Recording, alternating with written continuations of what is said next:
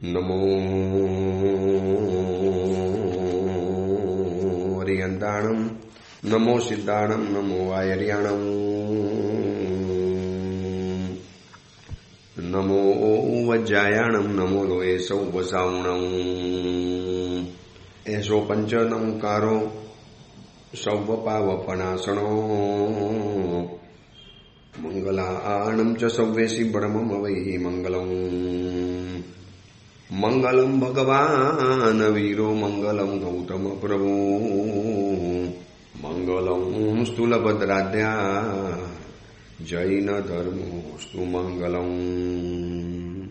પ્રવચનની શરૂઆત કરું એની પહેલા એક સરસ મજાની વાત બતાવી દઉં કે જીન શાસનની અંદરમાં એક ભવ્ય ગૌરવવંતો પ્રસંગ અત્યારે મુંબઈની ધરતી ઉપર ચાલી રહેલો છે. પૂજ્ય પ્રેમ ભુવન ભાનુસુરી સમુદાયના પૂજ્યપાદ સરસ્વતી લબ્ધ પ્રસાદ આચાર્ય ભગવાનશ્રી રત્નસુંદર સુરીશ્વરજી મહારાજાએ પોતાના હાથેથી લખેલા 500 પુસ્તકનું 500મા પુસ્તકનું એક વિમોચન થવા જઈ રહેલું છે. પ્રેમનું વિશ્વ અને વિશ્વનો પ્રેમ. કદાચ આ એક ઐતિહાસિક ઘટના છે, વર્ષો પછીની એક વિરલ ઘટના છે. આપણે જૂનો ઇતિહાસ સાંભળેલો હતો કે ઉમાસ્વાતી વાચકજીએ 500 ગ્રંથો બનાવ્યા. કલિકા સર્વજ્ઞ હેમચંદાચાર્યજીએ 3.5 કરોડ શ્લોકોની રચના કરી. પૂજ્યપાદ હરિભદ્ર સુરીશ્વરજી મહારાજાએ 1444 ગ્રંથોને બનાવ્યા.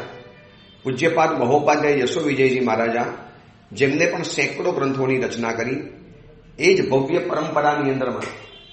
ભવ્ય પરંપરામાં આજે એક આચાર્ય ભગવાન એક સરસ મજાની સિદ્ધિને પ્રાપ્ત કરી રહેલા છે કે એક જ મહાપુરુષે આ વર્તમાન યુગની અંદરમાં અલગ અલગ વિષયો, અલગ અલગ વૈવિધ્ય, અલગ અલગ વાતો ઉપરના 500 પુસ્તકો પરિપૂર્ણ કર્યા. અને બધા જ પુસ્તકો પોપ્યુલર, ફેમસ, એકદમ વિસ્તરેલા, ઘર ઘરની અંદરમાં ચેતનાની લહેરને પેદા કરી દેનારા. એટલે કે 500 મહિનાની અંદરમાં 500 બુક લખી શક્યા છે. 1983 એ વખતે એમને પહેલું પુસ્તક લખવાની શરૂઆત કરી. 1983માં પહેલું પુસ્તક લખ્યું, એટલે કે ઈસવીસન 1983ની અંદરમાં. અને ત્યાર પછીના 1997ની અંદરમાં 100 બુક એમને પરિપૂર્ણ કરી. 100 બુક. લખવાની યાત્રા ચાલુ જ રહી, લેખન યાત્રા ચાલુ જ રહેતી ગઈ. પ્રવચનો આપવાના, વાસનાઓ આપવાની, શિષ્યો સાથે વિહારો કરવાના, દિલ્હી સુધી એમપી, અલગ અલગ રાજ્યોની અંદરમાં વિહારો કરવાના, અપ્રમત્ત સાધુ જીવનની આરાધના કરવાની. અને એ બધાની સાથે સાથે 100 પુસ્તકો પરિપૂર્ણ કર્યા 1997ની અંદરમાં. પછી 2006 એટલે 2006ની અંદરમાં 200 પુસ્તક પરિપૂર્ણ થયા. ઈસવીસન 2016ની અંદરમાં, એટલે કે માત્ર 11 વર્ષની અંદરમાં બીજા વરી પાછા 100 પુસ્તક એમને લખી નાખ્યા. 300 પુસ્તક પરિપૂર્ણ થયા. અને ઈસવીસન 2016 અને 2022 આટલા ટૂંકા ગાળામાં વરી પાછા એમને 100 પુસ્તકો પરિપૂર્ણ કર્યા. અને ધીરે ધીરે રફતાર વધતી ગઈ, ઉંમર વધી, જવાબદારીઓ વધી. આ બધાની સાથે એમની લેખન યાત્રા પણ વધતી ચાલી. અને આ બધાની અંદરમાં સૌથી મહત્વની વાત એ કે એક પણ પુસ્તક રાતના લાઇટના અજવાળાની અંદરમાં નથી લખ્યું. બધી જ પુસ્તકો લખી છે સનલાઇટમાં. હવે વિહારો કરવાના, પ્રવચનો આપવાના, શિબિરો કરવાની, આગમ વાચનાઓ કરવાની, સાધુ સાધ્વીજી ભગવંતોને વાચના આપવાની, પોતાના શિષ્યોને રોજ એક પાઠ આપવાનો. અને એ એટલું ઓછું હોય તો સેંકડો લોકોની અવર જવર, બધાને મળવાનું, વાસક્ષેપ નાખવાનો, જેટલા સમણી ભગવંતો જાય બધાને પ્રેમ વાત્સલ્ય આપવાનું. અને એની સાથે આ પુસ્તકોની લેખન યાત્રા કરવાની. એટલે કે 2016 ઈસવીસન 2016માંથી લગાવી અને 2022 એટલે કે 17, 18, 19, 20, 21 અને 22 માત્ર 6 વર્ષના ગાળામાં વળી પાછા બીજા 100 પુસ્તક પરિપૂર્ણ કર્યા. એટલે કે 400 પુસ્તક પરિપૂર્ણ થયા. હવે જોજો ઓર રફતાર વધી. હવે 2022ની અંદરમાં 400 પુસ્તક પરિપૂર્ણ કર્યા. અને 23, 24, 25 અને 26 માત્ર બીજા 4 વર્ષમાં. પહેલા 100 પુસ્તક પૂરા કરતા 6 વર્ષ થયા. પછી 100 પુસ્તક પરિપૂર્ણ કરતા માત્ર 4 વર્ષ થયા. અને 4 વર્ષની અંદરમાં વળી પાછા બીજા 100 પુસ્તક લખ્યા. એટલે કે અત્યારે 2026ની અંદરમાં 500 પુસ્તક પરિપૂર્ણ કર્યા. 26 તો હજી હવે શરૂ થયું. પુસ્તક તો ક્યારનું લખાઈ ગયેલું હતું. એટલે આમ જોવા જઈએ તો 2025માં પુસ્તક તો લખાઈ ગયું હતું, 500મું પુસ્તક. એટલે ગણીને માત્ર 3.5 વર્ષની અંદરમાં બીજા 100 પુસ્તક નું લેખન કાર્ય પરિપૂર્ણ થયું. ઉંમર વધતી ગઈ તો માણસ શું કે મારી શક્તિ ઘટે છે, મારી યાદદાસ્ત ઘટે છે, મને અશક્તિ આવે છે. 77 વર્ષ ઉંમર છે, એજ ઓફ 77, એટલે કે અંતિમ 3 વર્ષની અંદરમાં 100 પુસ્તક પરિપૂર્ણ કર્યા. એટલે કે સંયમ જીવનના 42 વર્ષમાં, સંયમ જીવનને વર્ષે તો 50 ઉપર થઈ ગયા, પણ લેખન યાત્રા જે શરૂ કરી એના 42 વર્ષની અંદરમાં, 42 યર્સની અંદરમાં 500 પુસ્તક, 500 પુસ્તક પરિપૂર્ણ કર્યા. લગભગ 60 થી 70,000 પાનાનું લખાણ થયું. ક્યારે લખ્યું હશે, ક્યારે વિચારતા હશે, ક્યારેક નવા નવા કન્સેપ્ટ તૈયાર કરવાના, વિચારો તૈયાર કરવાનો, એને આલેખન કરવાનું અને પોતાના મનના ચિંતનને અક્ષરની અંદરમાં ઉતારવો કોઈ સહેલું કામ નથી. કોઈને ખાલી પત્ર લખવો હોય તો પણ આપણને 10 વખત વિચાર કરવો પડે. આવા 500મી પુસ્તકનું વિમોચનનો કાર્યક્રમ આજ એટલે ગઈકાલથી શરૂ થઈ ગયેલો છે. 7 તારીખથી શરૂ થઈ ગયો, એટલે કે 7 જાન્યુઆરીથી 12 જાન્યુઆરી સુધી આ ઉર્જા મહોત્સવ ચાલવાનો છે. અદ્ભુત રચના કરવાની અંદરમાં આવી છે. એક વખત આ પ્રોગ્રામમાં જવા જેવું છે. મુંબઈભરના સમસ્ત મહાત્માઓ, સમસ્ત સમણી ભગવાન અત્યારે ઉર્જા મહોત્સવ મુલુંડની અંદરમાં ઉપસ્થિત હશે. જે પણ જૈનો છે આ પ્રવચન સાંભળો છો, જે મુંબઈવાળા છે એને તો ખાસ કહું છું કે તમારા મુંબઈની ધરતી ઉપર જ આ એક ઐતિહાસિક પ્રસંગ થયેલો છે. અમે તો દૂર રહેલા છીએ, બહુ આવવાની ઈચ્છા હતી વિહાર કરીને, પરંતુ અનુકૂળતા ન પડી. આવા એક ઐતિહાસિક ક્ષણના સાક્ષી બનવાનું સૌભાગ્ય આપણને સાંપડે એ પણ આપણું પરમ ભાગ્ય કહેવાય. તો આ જેટલા પણ ઓડિયો પ્રવચન સાંભળનારા સાવક સાવિકાઓ છે એને કહું છું કે તમે નહીં, તમારો આખો પરિવાર, આખું બિલ્ડિંગ, જૈન અજૈન બધા જ એક વખત એ પ્રોગ્રામ જોવા માટે જાઓ. શબ્દોની અરણામાં વર્ણવી ન શકાય એવા એક કાર્યક્રમો રાખવામાં આવ્યા છે, એવા અદ્ભુત પ્રસંગો રાખવાની અંદરમાં આવ્યા છે. 7 જાન્યુઆરીથી 12 જાન્યુઆરી સુધી ઉર્જા મહોત્સવ મુલુંડની અંદરમાં આ પ્રોગ્રામ છે. હજારો સમણ સમણી ભગવંતોના દર્શન થશે એક સાથે, સેંકડો મહાત્માઓના દર્શન થશે, હજારો સાવક સાવિકાઓના દર્શન થઈ જશે. અને એક અદ્ભુત રચના, અદ્ભુત વૈવિધ્ય, શબ્દોની અંદરમાં તમે વર્ણવી નહીં શકો. તમે કોકને ખાલી એટલું કહેશો ભૈયા જો કહી નથી શકાતું પણ અદ્ભુત છે, અવર્ણનીય છે. આવું અમે જિંદગીની અંદરમાં નથી જોયું. આવું ફરીવાર ક્યારે જોવા માટે મળશે? આવો અદ્ભુત ઉર્જા મહોત્સવ, 500મી પુસ્તકનું વિમોચન, પૂજ્યપાદ આચાર્ય ભગવાન રત્નસુંદર સુરીશ્વરજી મહારાજાએ લિખિત પુસ્તક અને અમારા સમુદાયના પૂજ્યપાદ ગચ્છાધિપતિ રાજેન્દ્ર સુરીશ્વરજી મહારાજાની શુભ નિશ્રા ઇત્યાદિ અનેક સમુદાયના અનેક વિધ સમણ સમણી ભગવંતો, આ બધાના દર્શન એક સાથે થશે. એક સ્ટેજ ઉપર ભવ્ય નજારો જોવા માટે મળશે. કદાચ સંકિત નિર્મલ થઈ જાય, સંકિતની પ્રાપ્તિ થઈ જાય એવો અદ્ભુત આ કાર્યક્રમ મુંબઈની ધરતી ઉપર ચાલે છે. આ પ્રવચન કદાચ બીજા બહારના વાળા પણ સાંભળો છો, હિન્દુસ્તાનના અન્ય રાજ્યવાળા, એમને પણ ખાસ કહેવાનું કે એક વખત આ પ્રોગ્રામમાં જવા જેવું તો છે જ. ભલે તમે દૂર રહો છો પણ એકાદ વખત આ પ્રોગ્રામની અંદરમાં જઈને જુઓ, મોઢામાં આંગળા ગાળી જશો. એટલી બધી અદ્ભુત વ્યવસ્થા, અદ્ભુત તૈયારી આ ઉર્જા મહોત્સવની અંદરમાં થયેલી છે. આપણે પૂજ્યપાદ આચાર્ય ભગવાન રત્નસુંદર સુરીશ્વરજી મહારાજ સાહેબને શબ્દની અંજલિ કરીએ છીએ, આપણે શબ્દોની સલામી કરીએ છીએ, આપણે એમના 500માં પુસ્તકોને વધાવીએ છીએ. અને હજી આપણે આશા રાખીએ કે આપના હાથેથી હજી પણ આવા ચિંતનીય, મનનીય, પઠનીય, વાંચનીય, અનેક જીવોના પરિવર્તનને કરનારા આ પુસ્તકો હજી વધુમાં વધુ લખાય, વધુમાં વધુ જીન શાસનનો તત્વ ખજાનો આપના તરફથી ભેટની અંદરમાં મળે અને આ વિશ્વને સારા વિચારોની ભેટ મળે એવી આપણે પ્રાર્થના કરીએ. તો ખાસ બધાને એક વખત તો ભલામણ છે કે આ પ્રોગ્રામની અંદરમાં જવા જેવું છે. એક વખત જશો તો જિંદગીભરનું સંભાળનું બની જશે. હવે આપણે આપણું પ્રવચન શરૂ કરીએ છીએ. પ્રવચનનો વિષય છે ભયને ભયભીત કરનારો એક ભડવીર, રાજપુત્ર હરિવિક્રમ. આજથી આશરે 1000 વર્ષ પૂર્વે બનેલો 4750 શ્લોક અને 10 સર્ગની અંદરમાં વહેંચાયેલો હરિવિક્રમ ચરિત્ર નામનો આ ગ્રંથ ભય ઉપર વિજય પ્રાપ્ત કરવા માટે, ભય ઉપર વિજય પ્રાપ્ત કરવાની કેટલીક જડીબુટ્ટી, કેટલાક રસ્તા, કેટલીક આપણને એક મનનીય વાતો આપણને આ ગ્રંથ દ્વારા જોવા માટે મળે છે. આ ગ્રંથની અંદરમાં અત્યારે આપણે કથામાં જ્યાં સુધી પહોંચ્યા છીએ ત્યાં કેવું ભયભીત કરી દેનારું વાતાવરણ છે. ભલભલો પથ્થરદિલ માણસ હોય ને ભડવીર માણસ હોય, એક વખત તો એ પણ કદાચ હલી જાય. ભડવીરને પણ ભયભીત કરી દે એવો આ અત્યારે આ પ્રસંગ છે કે રોજ એક માણસ રાક્ષસને ધરવાનો અને રાક્ષસ એને ખાઈ જાય, સીધી રીતે નહીં, રીબાવીને મારે, એની ચીચિયારીઓ પડઘાય, એના રુદનના અવાજો પડઘાય અને આખું નગર ભયથી સ્તબ્ધ બનીને જોયા કરે.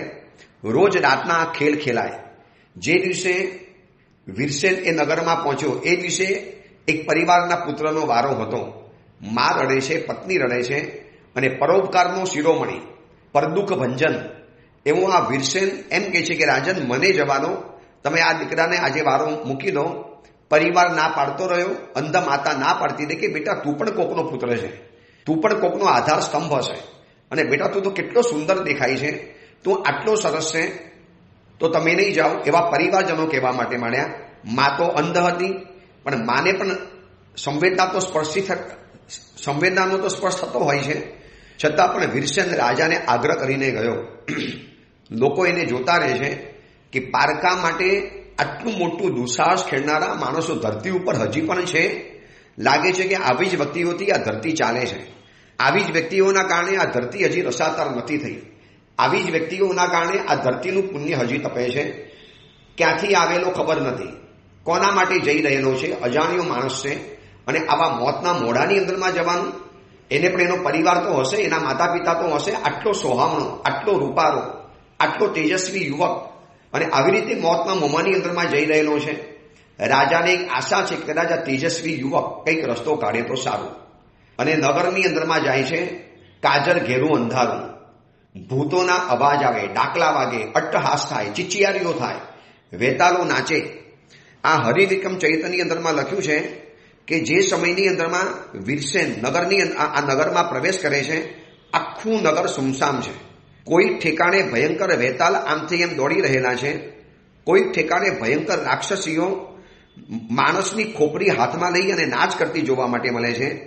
કોઈક જગ્યાની અંદરમાં ભૂતો ચીસાચીસ કરી રહેલા છે, કોઈ જગ્યાની અંદરમાં ભૂતો અટ્ટહાસ કરી રહેલા છે. એક વખત પથ્થર પણ હોય ને પીગળી જાય, એટલું બધું કરુણ ડરાવનું વાતાવરણ છે.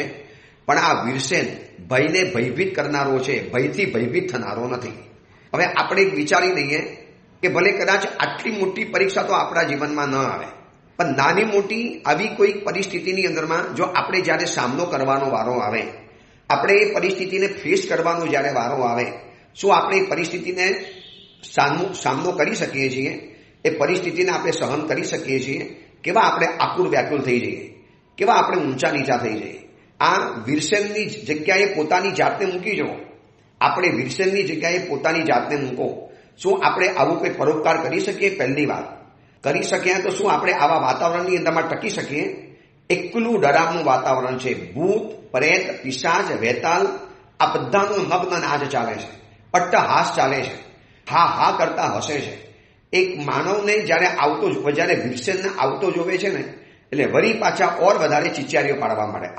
આવ તને ખાઈ જઈશ. એવા ભયંકર હાથ, એવા એ લોકોના ભયંકર મોઢા, અંદરમાં લાલ લાઈટ સળગતી હોય એવી ચહેરા ઉપરની લાલ ચોર આંખો, છૂટા વાળ. ખાલી ભૂતનો ફોટો જોઈએ છે ને તો પણ માણસ કોઈ ડરી જાય છે.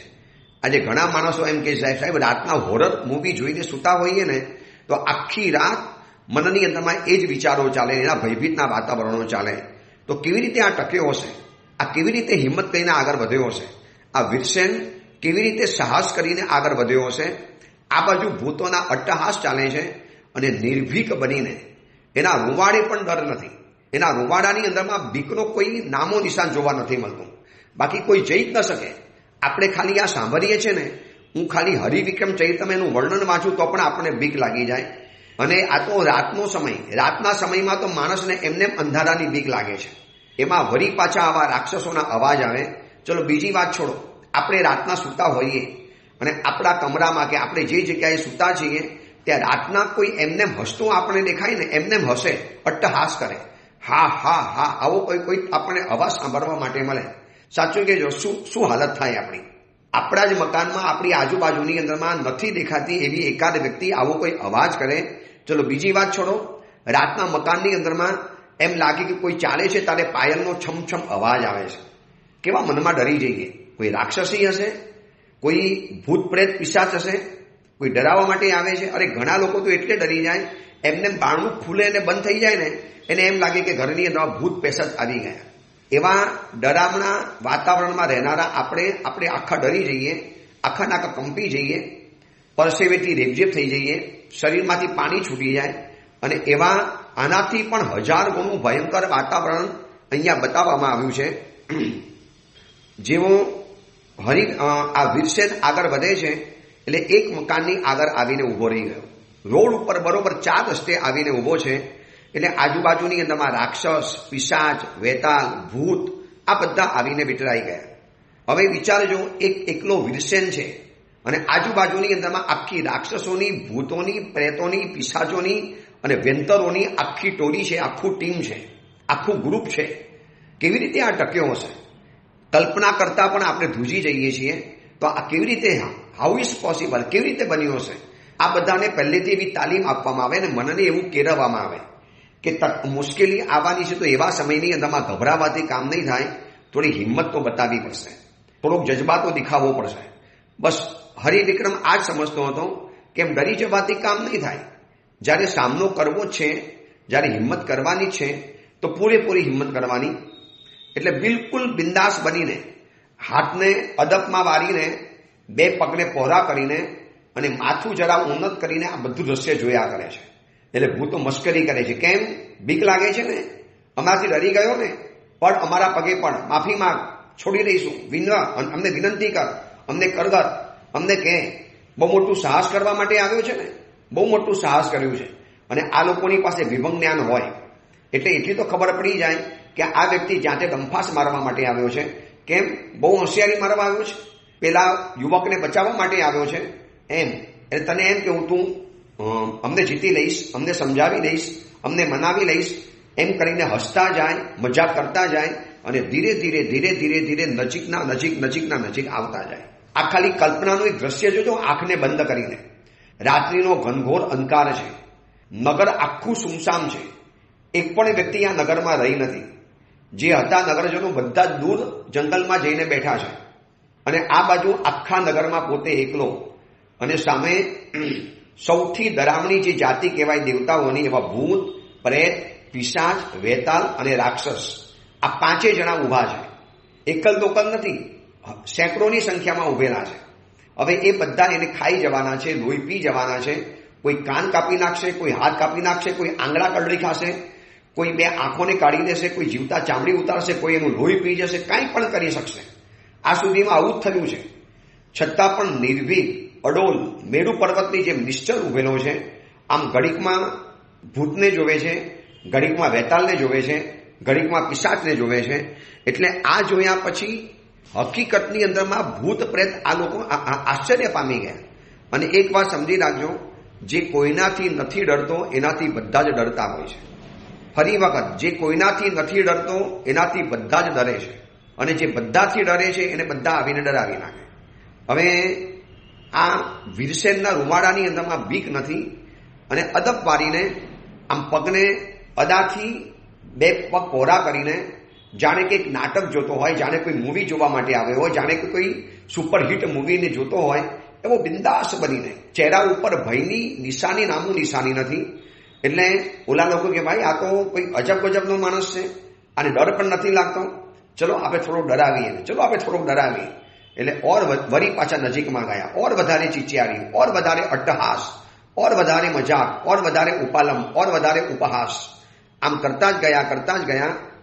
અને એ વખતે બીકથી આ તો ડરતો નહોતો, પરંતુ એને જોયા પછી ભૂત પ્રેત આશ્ચર્ય પામી ગયા કે ભાઈ આ માણસને શું છે, આને કોઈ ડર નથી લાગતો, આને કશું નથી જોતો. આ સુધીની અંદરમાં એને એવા માણસો જોયા હતા કે જે લોકો ડરતા હતા, રડતા હતા, કમતા હતા, પગે પડતા હતા, વિનમણી કરતા હતા, છોડી મૂકવાની આજીજી કરતા હતા, વારંવાર પગે પડતા હતા કે ભાઈ છોડી દો, પ્લીઝ છોડી દો, મહેરબાની કરીને છોડી દો. અને આ માણસ કશું જ નથી કરતો, આ માણસને કશું થતું પણ નથી. અને ઉલટાનું બીકથી, અને એને સહેજ બીક પણ નથી લાગતી. આ સુધીમાં રાજાને ગભરાતો જોયો, સેનાપતિઓને ગભરાતા જોયા, અને આ માણસને કશું જ નથી થતું. એટલે જલ્દીથી ગયો કે ભાઈ કેમ તમને ડર નથી લાગતો, તમને કશું થતું નથી? આટલું બધું કરે છે પરંતુ વીરસેનને હાથ લગાડવાની એ લોકોની હિંમત નથી ચાલતી. હકીકતમાં એ લોકો પણ આશ્ચર્ય પામી ગયા કે ભાઈ આ માણસ છે કોણ, આને અમારો ડર જ નથી લાગતો, આને અમારાથી કોઈ બીક નથી લાગતી. એટલે પૂછે તું કોણ છે ભાઈ, કોણ છે તું, કોણ છું, જાણી લો હું કોણ છું. નથી દેખાતો માણસ ઉભો છું તમારી સામે, તમારે ખાવું છે ને લોહી પીવું છે ને પી લો, લો આવ્યો છું, પી લો મારું, લોહી મારું પી લો. તમારે શું કામ છે, હું કોણ છું, શું કામ છું તમારે. અને આ નિર્ભય વાણી સાંભળ્યા પછી ભૂત પ્રેત પણ એક વખત ડગાઈ ગયા. હરિવિક્રમ ચરિત્રની અંદરમાં લખ્યું છે કે ભૂત પણ આપસમાં એકબીજાનું મોઢું જોતા થઈ ગયા. આટલી ખુલ્લી ઓફર આ સુધીમાં રડતા કગરતા માણસોને જોયા છે, એટલે મારવાની ઓર વધારે મજા આવે. ચલો આ માણસને મારવો કેવી રીતે, એને ડર જ નથી લાગતો, કમતો નથી, ઉલટાનો સામેથી ઓફર આપે તમારે શું કામ છે, હું કોણ છું, તમારે ખાવાથી કામ છે ને ખાઈ લો, મારું લોહી પીવું છે પી લો. એટલે રાક્ષસ કે ભાઈ તું બોલને તું કોણ છે, શી ઈચ્છાથી તું અહીંયા આવ્યો છે આ ભૂતોથી વ્યાપ્ત નગરીની અંદરમાં, તને એમ કે અમે તને છોડી દઈશું, અમે તને મૂકી દેવાના છીએ. એ કે હું ક્યાં હું કહું છું મૂકી દો, તમારે ખાવું છે ને ખાવ ને, હું ઊભો છું, શું કામ તમે સમય બગાડો છો, શું કામ તમે આ બધા વાતોની અંદરમાં વ્યસ્ત રહો છો. આટલી બધી નિર્ભીકતા અને સાહસને જોયા પછી ભૂતોને પણ ખબર ના પડી કે હવે આની સાથે શું કરવું જોઈએ. પછી વીરસેને એ લોકોના મનનો અભિપ્રાય કાઢી અને બોલ્યો ઠીક છે ચલો, હું આ નગરમાં નવો આવ્યો છું, પહેલી વખત આવ્યો છું અને તમારી પાસે તમારું ભોજન બનાવવા માટે આવ્યો છું. એટલે રાજપુત્ર કહે છે કે એક કામ કરો, તમે મને બતાવો કે તમે કોણ છો, પછી હું તમને મારી વાત બતાવીશ. એટલે ભૂત વળી પાછા વાતે વર્ગ્યા. આ નગરમાં અમે હતા, નગર અમને પસંદ હતું, માટે નગરની અમે માણસોને મારવા માટે આવ્યા. જે આખી રાજા સમરસેન રાજાએ આખી વાત બતાવી હતી એ બધી વાત બતાવી. હવે રાક્ષસ કહે છે કે દેખો ભાઈ, હું તો માંસ અને લોહી ખાનારો માણસ છું અને એના માટે છે તું આજે કોકના બદલે આવ્યો છે તો મારે પણ તને ખાવાનો જ છે. તું કુમાર કે ખાઉં ને પણ મને વાંધો નથી, પણ શું મને ખાઈ જશો, તમને તૃપ્તિ મળી જવાની, રોજ તમારે નવો માણસ લાવવાનો, રોજ નવા માણસોને હેરાન કરવાના. તમે આજ સુધીની અંદરમાં કેટલા પરિવારો ઉજાડી નાખ્યા, તમે કેટલા બધા પરિવારોને ખત્મ કરી નાખ્યા. તમને એ વિચાર આવે છે તમે દેવ યોનિમાં ગયા છો, દેવો તો બીજાને બચાવવાનું કામ કરે, દેવો તો કૃપા આપવાનું કામ કરે, તમે આવી રીતે બધાને રોજ ખાતા રહેશો. મને ખાઈ જાઓ, હું બચાવવા માટે નથી કહેતો, પણ ક્ષણવારની આ બધી તૃપ્તિ થવાની છે, વળી પછી તમને કાલે ભૂખ લાગવાની, વળી પાછા કાલે તમે એક નવો માણસ લાવવાના. તમે કોકના પરિવારના આંસુ જોયા, કોકની હાય, કોકનું દુઃખ, કોકની આ આંતરડી કકડશે તો તમને શું એનાથી તમને ફાયદો થવાનો છે. તમારી પાસે બીજું બધું ઘણું છે, એ બધું ખાઈ લો ને, કેમ તમે અહીંયા ખાવા માટે આવો છો. અને આમ તમે તો બ્રાહ્મણ હતા ગયા ભવની અંદરમાં, તો બ્રાહ્મણો તો આવું બધું ખાય પણ નહીં, તમે તો ક્ષુદ્ર વ્યક્તિનું ભોજન પણ નહોતું લેતા. તો આ ભવમાં આટલું બધું નિંદનીય એવી તમે વસ્તુ ખાવા માટે શરૂ કરી, આટલી બધી ગંદી વસ્તુ માંસ વગેરે ખાવાનું શરૂ કર્યું. રાક્ષસે કહ્યું તો શું કરવું છે મને બતાવું, ચલ મારે શું કરવું જોઈએ. તો કે આ જન્મની અંદરમાં તમે કુદેવ તરીકે જન્મ્યા છો, મિથ્યાત્વ અવસ્થાની અંદરમાં આવ્યા છો, નર માંસ અને લોહી વગેરે તમારે પીવું છે, તો એના કરતાં બીજો ખોરાક વાપરો. તમે તમારા મનને સમજાવી લો. આટલા વખત પછી 1 વર્ષ પછી આવો કોઈક માણસ મળ્યો કે જેને ભૂતની અને રાક્ષસની સાથે વાતચીત કરી હોય આંખ સામે, બાકી બધા આરોટતા હોય, કકરતા હોય, ભાગવાની કોશિશ કરતા હોય અને ભૂતોને ઓર આનંદ આવે, એની પાછળ પડે, એ લોકોને પકડે, વળી પાછો એને પરેશાન કરે અને એમ કરતાં કરતાં અટ્ટહાસ કરતા જાય અને છેલ્લે પછી માંસની મિજબાની ખાઈ લે. પણ આજે આ વીર પુરુષ કોઈ અલગ પ્રકારનો આવ્યો છે અને અલગ પ્રકારની વાતો બતાવે છે અને કહે છે કે સાહેબ આ લોહી પીવું, મરદા ખાવા, આ જંગલોની અંદરમાં રહેવાનું, આ બીભત્સ ખોરાક ખાવાનું, આ તમારો સંસાર છે. તો તમે બીજું પણ ઘણું ખાઈ શકો એમ છો, તમે કોઈ સારી જગ્યાની અંદરમાં અધિષ્ઠાયક દેવ પણ બની શકો એમ છો. શું કામ તમે આવી રીતે માણસોને મારો છો? આ માણસોને મારવાથી શું તમને તમારું જીવનનું ભલું થઈ જવાનું? આ માણસોને મારવાથી શું તમારું બીજાનું કોઈ કાર્ય થઈ જવાનું? અને આ રીતે હિંસાચારથી આવતા ભવની અંદરમાં નરકના દુઃખો કેવા પડવાના છે જોઈ લો. તમે તમારી પાસે તો વિભંગ જ્ઞાન છે, તમે તો દેવતા છો, અથવા તમે કોઈ ભગવાન પાસે જઈને પૂછી આવો કે આવતી યોનિમાં તમારો શું ભાવ થવાનો, શું તમારી હાલત થવાની. રાક્ષસે કહ્યું કે ભાઈ તમારી વાત બધી સાચી છે, પરંતુ અમને અત્યારે પ્રત્યક્ષ સુખ મળે છે ને અમારી વર્તણૂક દ્વારા. હવે અપ્રત્યક્ષ એવા ધર્મની વાતોને હું ક્યાં જાણવા માટે જાઉં? આવતા ભાવમાં શું થવાનું છું ક્યાં જોવા માટે જાઉં? એટલે વીરસેને જોયું કે ધીરે ધીરે ઉપદેશ આપવા જેવો છે. તો કે એમ નહીં માનતા કે તમને નથી દેખાતું માટે પરલોક નથી, પુણ્ય નથી. આ પાપની સજા તમને ઓર વધારે વિકટ મળવાની. અને આ ભવની અંદરમાં તમે આવા પાપોનું સર્જન કરશો, કોકના પરિવારોને ઉજાડી નાખશો, કોકની માતાઓને તમે અનાથ બનાવી નાખશો, કોઈ પત્નીઓને વિધવા બનાવી દેશો. આ પાપ કર્મ જ્યારે ઉદયમાં આવશે તો પછીના ભવની અંદરમાં તમારું શું? અહીંયા તમે બહુ બધી શક્તિ છે, તમે આ બધું કરી રહેલા છો, પણ પછીના ભવની અંદરમાં શું થવાનું છે? આ રીતે વીરસેન એ રાતના સમયની અંદરમાં ભયંકર ગણાતા એવા ભૂત પ્રેત પિશાચોને ઉપદેશ આપે છે, આખી વાત સમજાવે છે, જીવદયાની વાતો સમજાવે છે, જીવ હિંસાના પરિણામો સમજાવે છે. એટલે વીરસેને કીધું કે તમારે મને મારવો હોય તો મારી નાખવું તૈયાર જ છું, પણ હું તમને ખાલી એટલું સમજાવવા માટે માંગુ છું કે આનું પરિણામ સારું નહીં આવે. રાક્ષસ કે મારે બધી વાત નથી જાણવી, ચલ તું તારો ભોગ અમને આપી દે, અમને આ તો ભોગ અમને આપી દે, પછી અમે બધું વિચારી લઈશું.